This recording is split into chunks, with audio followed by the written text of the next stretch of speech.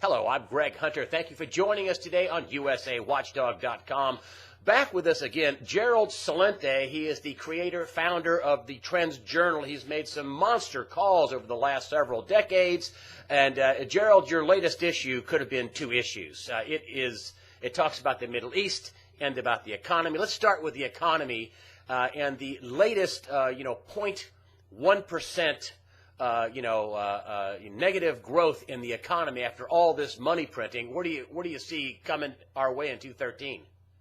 Well, it's our forecast that we made before these numbers came out. More of the same, but worse. None of this is working. All they're doing is printing money around the world, whether it's the U.S. with its quantitative easing, whether it's now the Bank of Japan printing out all this digital money not worth the paper it's not printed on, whether it's the European Central Bank buying bonds and infinitely and pumping money into the system through their scams called long-term refinancing operations or ongoing monetary transactions, whether it's the numbers coming out of China, how they're in trouble with the banks that can't pay back the loans that the government has pushed into the system to keep the stimulus going, and they're giving them more time to pay it back.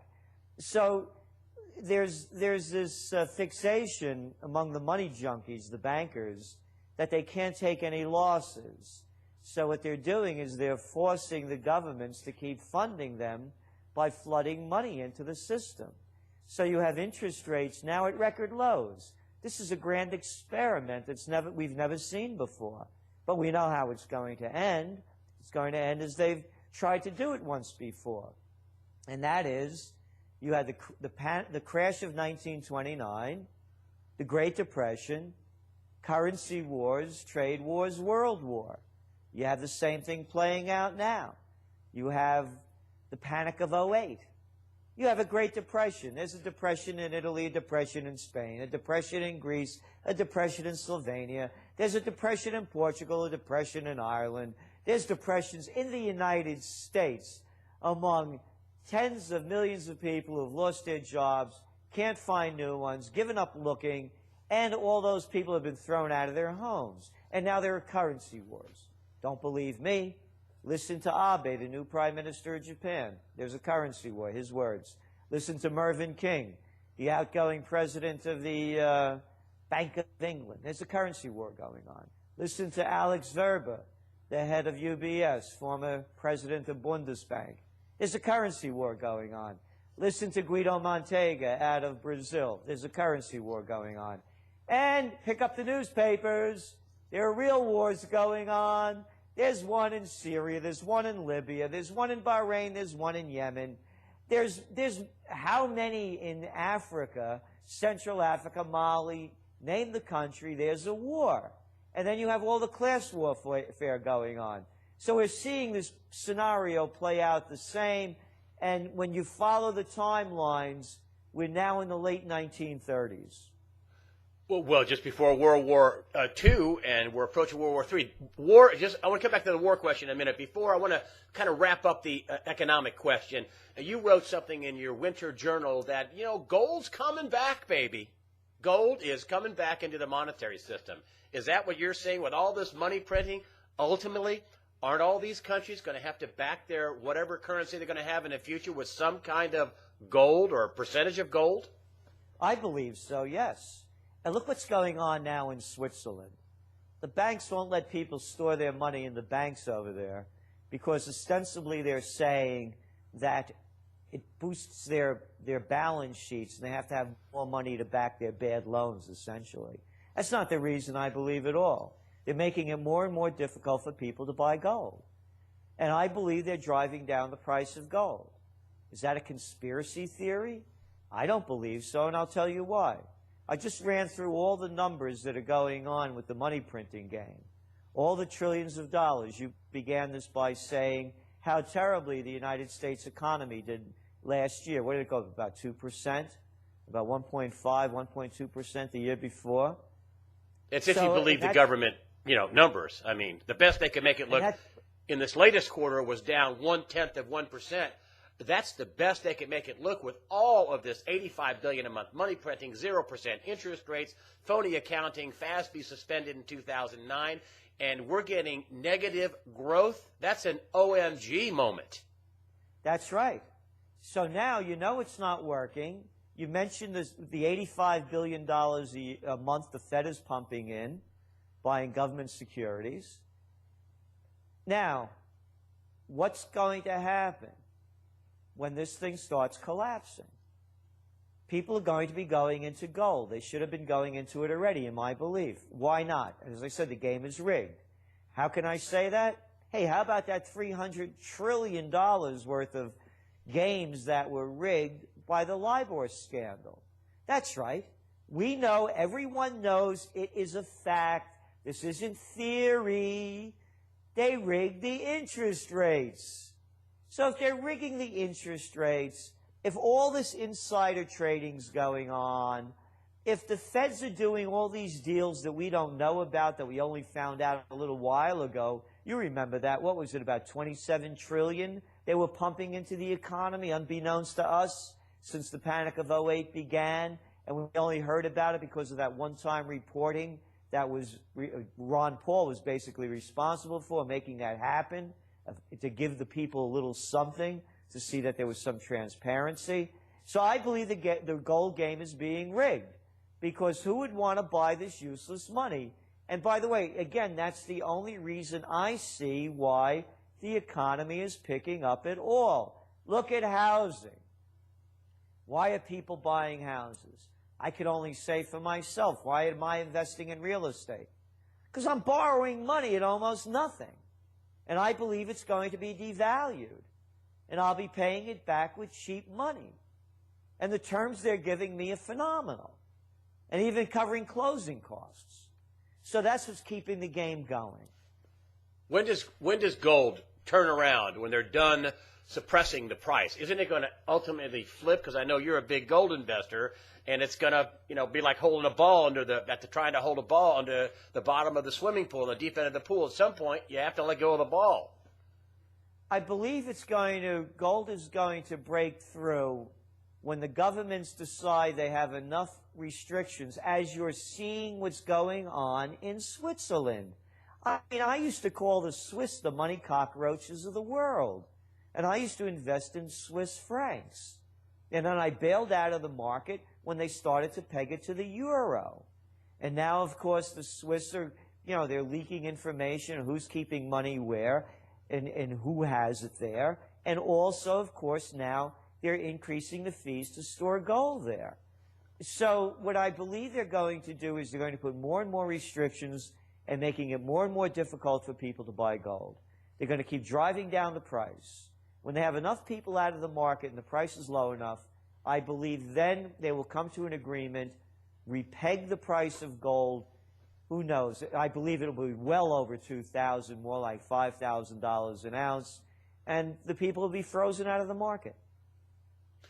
Now this brings us to war. So we've had the same kind of scenario leading up to World War II. We had a market crash. We had a currency war. We had all this terrible depressions.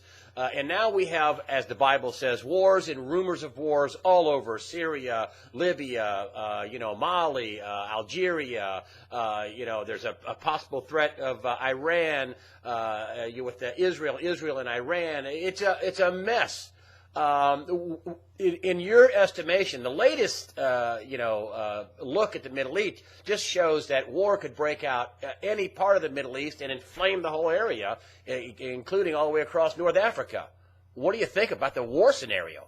Look at the Trends Journal. Begins with war. We go on, about 16 pages of all about the wars going on around the world. You have psychopaths in charge, and that's all it is. These are crazy people. I mean, how successful do they have to be? Look at the great job, of success that they create to create more wars. How could people let them get away with this? I say that, of course, facetiously. It's been a disaster in Iraq.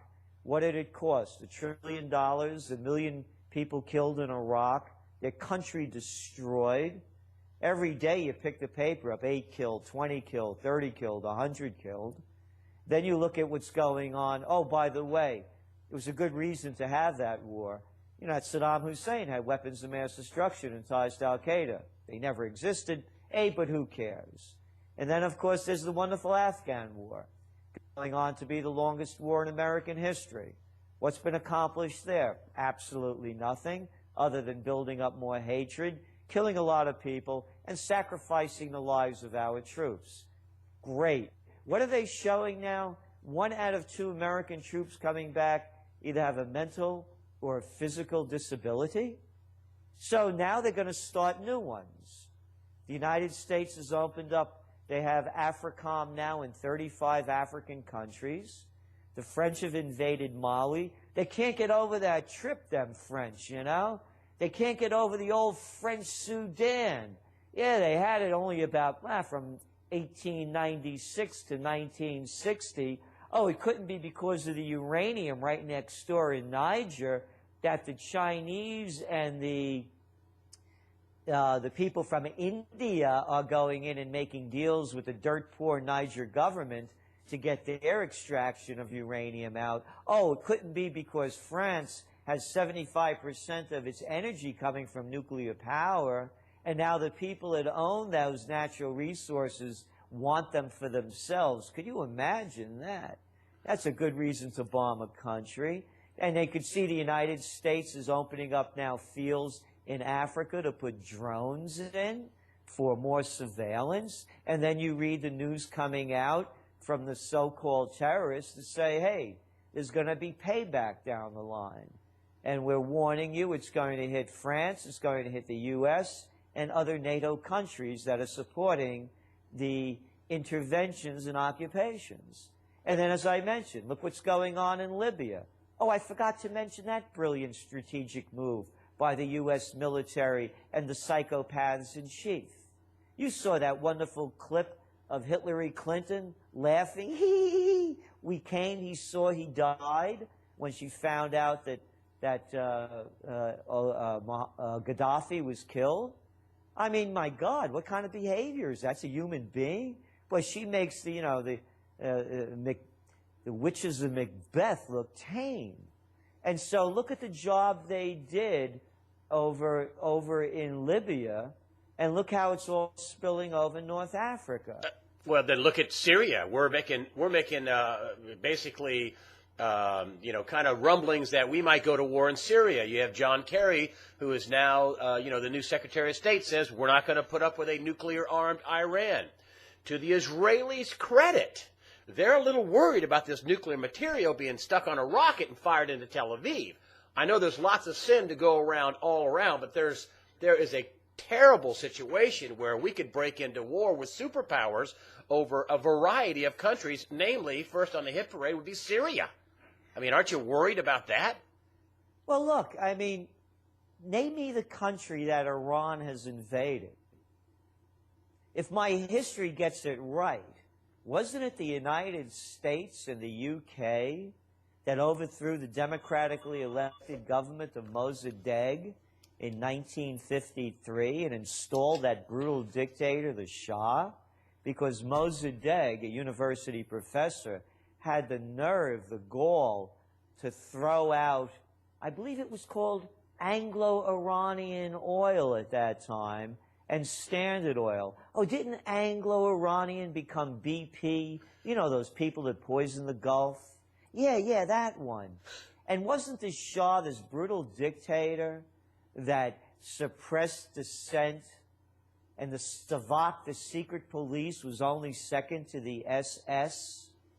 And then when the revolution started, Jimmy Carter saying that the Shah was the island of stability in the Middle East and how the Shah would never be overthrown, and how that wonderful dictator was our wonderful friend. Just and like wasn't it under Carter Mubarak. and under Reagan that they started the Iraq War against Iran? You remember that wonderful photograph of Donald Rumsfeld, the defense secretary that pushed for the Iraq War?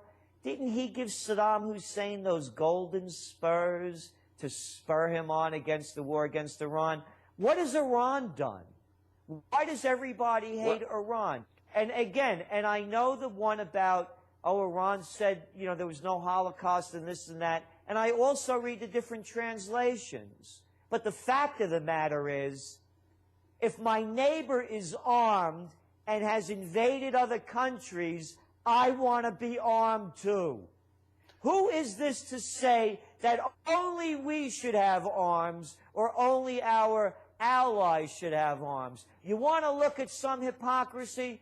Pick up the toilet paper record, the New York Times, and here's the semblance of the quote. How proud South Korea is that they've launched the missile. Hey, when South Korea launches a missile, it's proud. But when the enemy, North Korea, launches a missile, head for the bunkers. It's hypocrisy. Well, what do you think about the possibilities of war, no matter who starts it or when it starts? What's going to happen if we find a real barn burner of a war where at least the Russian proxies are involved, our proxies, which, you know, as Al-Qaeda in Syria, I don't understand where there's a good Al-Qaeda and a bad Al-Qaeda. I don't get that. Or, you know, we have a lot of military hardware over in the Persian Gulf, around the Persian Gulf, and the Eastern Mediterranean. I mean, if there is war, what is your prognosis? Well, I think you think there's going to be war. And if there is war, how bad will it be for the economy? How bad will it be for America, for the world? Forget the economy. Life won't be worth living. I mean, look what's happened to this country already. You have no rights anymore. You know, since 9/11, what is the military budget nearly doubled? You go to the airport, they fill you up. You have surveillance everywhere. In 2000, I was brought down to Virginia Military Institute. I'd written Trends 2000 a number of years earlier. And you could pick it up. I predicted exactly what would happen. I said that by the new millennium, there'd be a Crusades 2000 raging. This is before anybody ever thought of the word. This is in 1995 I wrote the book. It came out in December of 1996. Anyway, I was down in VMI to talk about new millennium warfare. People such as General Zinni were down there. And they brought me in to discuss what it would look like. And you know how they say the generals are always fighting the last war? Yes. And you mentioned about all the military hardware throughout the Middle East. I said, it won't be like that. This time it'll be weapons of mass destruction. It'll be suitcase-sized nukes. I began my book, Trends 2000. I front-loaded it with the breakup of the former Soviet Union and all of the weapons of mass destruction that were being sold on the black market. It was a fact. Dirty bombs, biological warfare. You think the next war, somebody lights off a suitcase nuke or two in Europe, in the U.S., you think it goes hot nuclear? Hot or, again, terrorism in different forms, whether it's suitcase-sized nukes or, as I said, dirty bombs, biological warfare. Here, figure it out. Look what happened in the East Coast when Hurricane Sandy hit. Oh. The damn place closed down. 4 days from, I'm going to go hurricane. get a cup of coffee at a bodega, to, I'm going to bash you in the head with a pipe if you cut in front of me in the gas line. And that's 4 days. And it went total, uncivilized, to say the least. So suppose a suitcase-sized nuke goes off in San Francisco, a dirty bomb in Manhattan, biological warfare in Atlanta. Boom, the country closes down.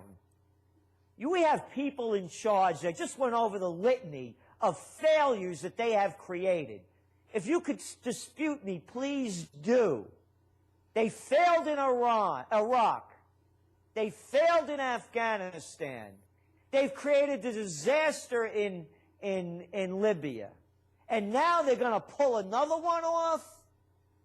You think we're headed for war with Iran? I mean, that was the first thing John Kerry said was, we're not going to put up with Iran with a nuclear-armed Iran. That's the first thing he said.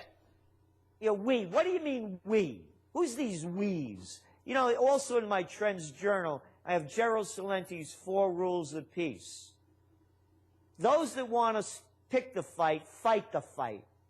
You want to call yourself commander-in-chief, you got to take out Assad or Ahmadinejad. Boom, go take them out, Jack. Be like Alexander the Great. Be like William the Conqueror. How about this one? Be like Washington. Lead the charge or shut your mouth. Either call them out, you take them out. Number two, anybody out there, oh yeah, we got to fight, sign up. Keep me out of your psycho trip. And if you're too old or infirm, for whatever reason, and you can't go, send your wife, send your kids, and send your money. You want to fight the war, pay for the war with your life or your money. Rule number 3, the golden rule. Hey, you're French, you want to go attack Mali, and they say they're going to pay you back. Guess what? Payback's a bitch. The golden rule. You reap what you sow. Do unto others. Stop calling them names. Stop calling them terrorists and evil people after you go in with your Mirage jets and bomb the hell out of everybody. And then when they kill you, you cry like a little baby. Rule number 4. You want to go to war? Let the people vote. I don't need some clowns in Washington telling me what the story is and why we should go to war. Let the people vote. The burden of the war falls on our shoulders. You don't see Bush's girls out there fighting. You don't see Clinton's kids. I bet you won't see Obama's babies. You want to go to war? Let the people vote. All of these chicken hawks, all of these little guys out there with cojones the size of mothballs telling us we have to go fight, let the people vote. And anybody that votes for war, you go to war. I don't need people to tell me why America or I should go to war. I didn't go to the Vietnam War, and I don't want my money or my friends or my loved ones fighting psychopathic wars like they did in Iraq, like they did in Afghanistan, like they're doing in Libya, and like they're going to get us all killed now. When do you think? Do you think we have war in 2013? Is that when you're the big war? Know. You think we have World War III in 2013? I don't know. I don't know. I don't know what goes on in the crazy minds of crazy people. But like you said, what's Kerry's first words? We got to stop Iran. We got to do this. We got to do that. Look, this is nothing. This country is nothing from what the Founding Fathers wanted this country to look like. Well, to your point. How about this one? How about you don't become in foreign entanglements? Could anybody handle that? To your point, and you've been saying this for a while, I've been listening to you, that when the economy goes sour, and they're saying this contraction's no big deal. It is a big deal. And you've been saying when the economy goes sour, look out, we go to war. And that you think we're on the glide path to war, whether it's 13 or 14 or whenever, but you think we're headed towards war, a big one. Look, Greg, go back to history. Look what the Japanese did in the 1930s when the world economy was collapsing. They devalued their currency. They lost 60% against the dollar and 40% against the pound sterling. They devalued the currency so they could trade. And that's what's going on now. All of these currency devaluations are for 2 reasons. To get cheap money into the banks so the Ponzi schemes can keep going, to lower the value of their currency so they could export more of their product. We've seen this play over before. And now it's war talk. And I'm not talking the war. The wars are going on. Look what's going on in Egypt. Look what's going on in Tunisia. Jordan's ready to go next. You're going to start seeing Yemen and Bahrain, they don't even make the news anymore. So, yeah, the world is going to war. Gerald Celente, founder, creator, the Trends Journal. Gerald Celente, thank you for being on USAWatchdog.com. Hey, thanks for having me, Greg.